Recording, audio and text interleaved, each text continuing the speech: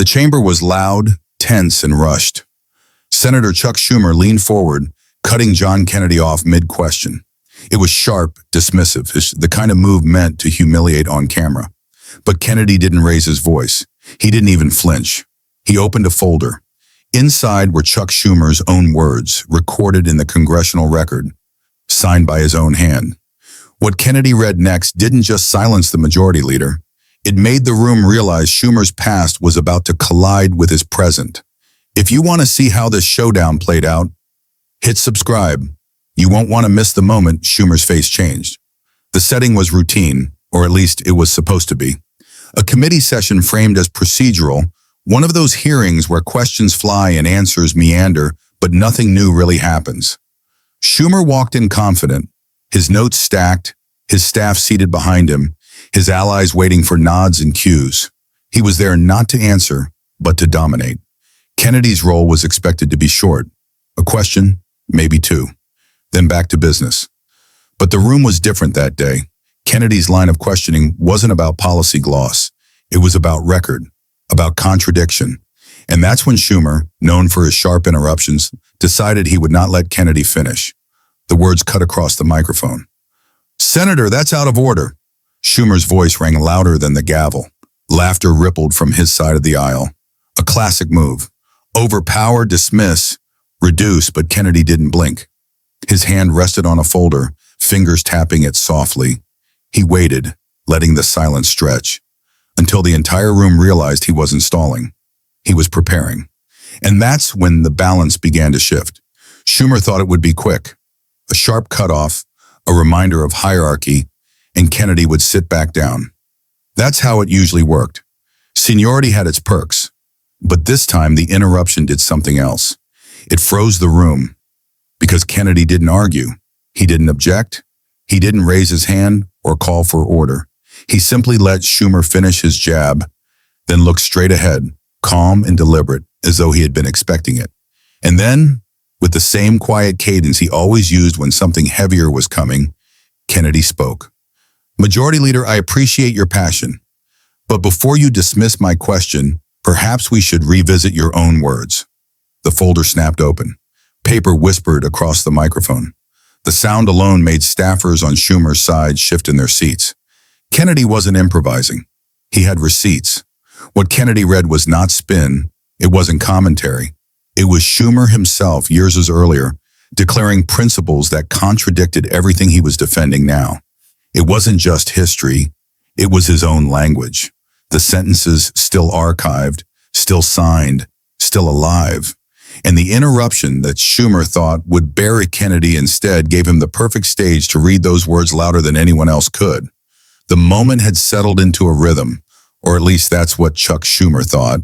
He had managed to cut Kennedy off once, to redirect the flow of the questioning back toward his safe ground. Cameras clicked, aides shuffled their notes, and the senior senator leaned back with the posture of someone who believed he had stamped control back onto the floor. But Kennedy didn't move. Didn't even blink. He let the silence linger until it felt sharp. Then, calmly, almost too casually, he slid a sheet of paper out from a folder that had been sitting in front of him since the start. It wasn't new. The creases showed it had been folded, refolded, carried, and kept. He held it with two fingers like a man presenting evidence he had been waiting years to show. The headline was printed clear across the top.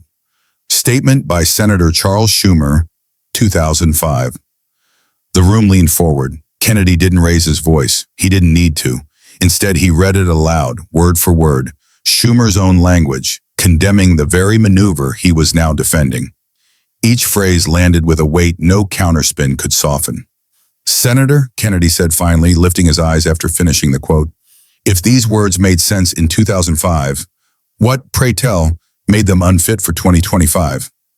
The chamber tightened. Schumer's smirk faltered. Even the stenographer slowed her keys, glancing up as though to see the exchange for herself. It wasn't just a contradiction laid bare. It was a record Schumer had signed with his own name, read back to him by the one man who had waited for the exact moment to drop it. The polished performance cracked, and once the crack appeared, the room knew. Kennedy wasn't going to let it close. The chamber, already restless, fell into a pin-drop hush when Senator Kennedy lifted a second sheet. Unlike the first, this wasn't a clipped sentence pulled out of context. This was the full paragraph, Schumer's own words written years ago, tucked away in the congressional record like dust behind the curtains. Kennedy didn't rush. He tilted the page toward the light as if weighing its weight before letting the inked words fall into the room. And I quote, Senator Schumer once said, "Unchecked executive power is the fastest path to eroding the Constitution." The pause afterward wasn't accidental. Kennedy let the words breathe, hang, and then smolder over the chamber. Across the aisle, aides shifted nervously in their seats.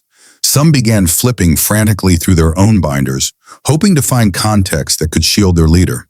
But the damage was already done. The audience didn't need commentary.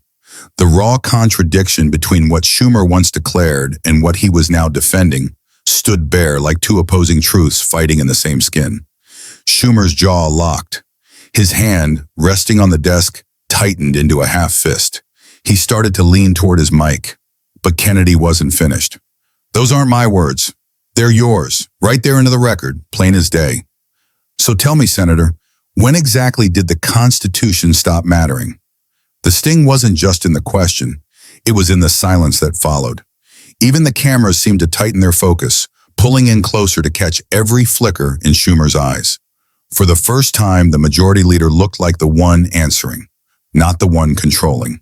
The chamber had grown uneasy. Schumer's attempt to shut it down with procedure had backfired. He had thrown rules and motions like shields, but Kennedy's persistence cracked through each one. And then came the pause.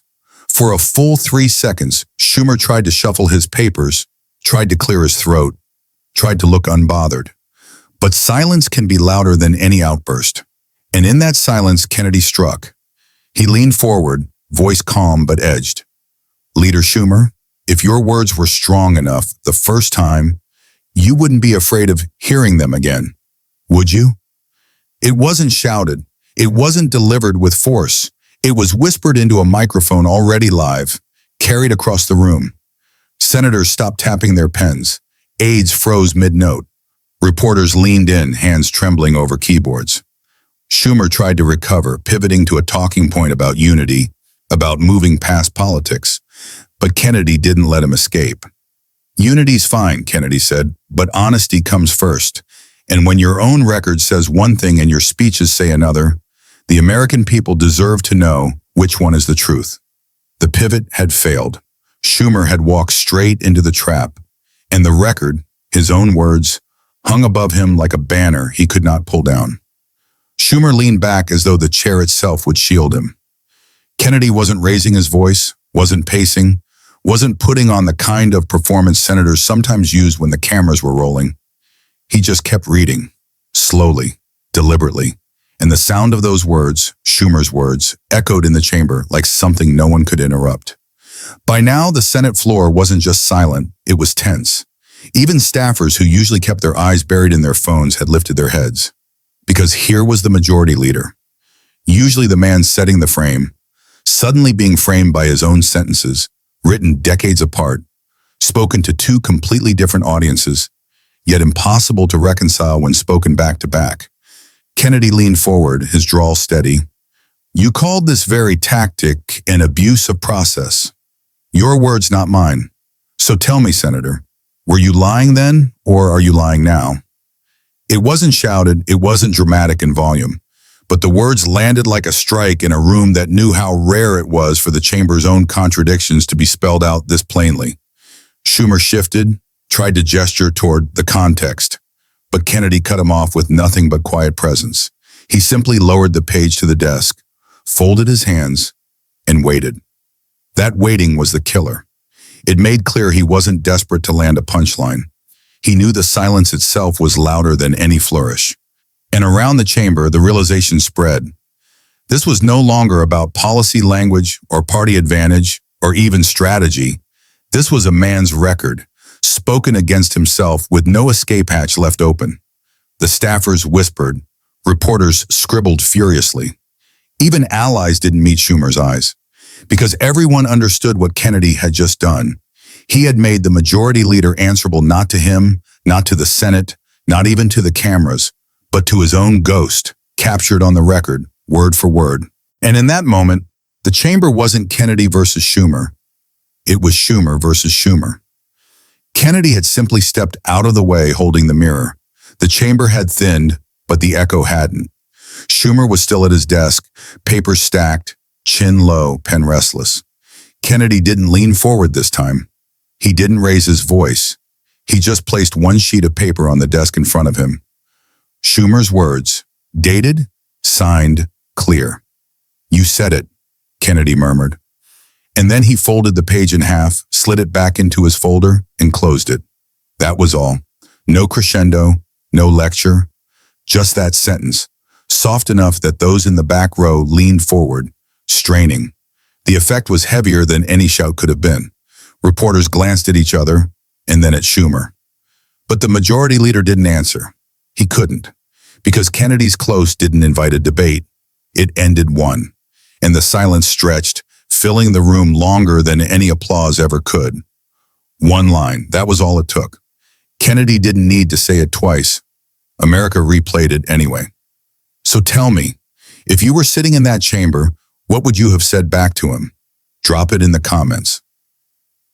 And if you missed it, watch our last video. Kennedy asks Schiff about leaks. Schiff can't answer on camera. It's right here on your screen.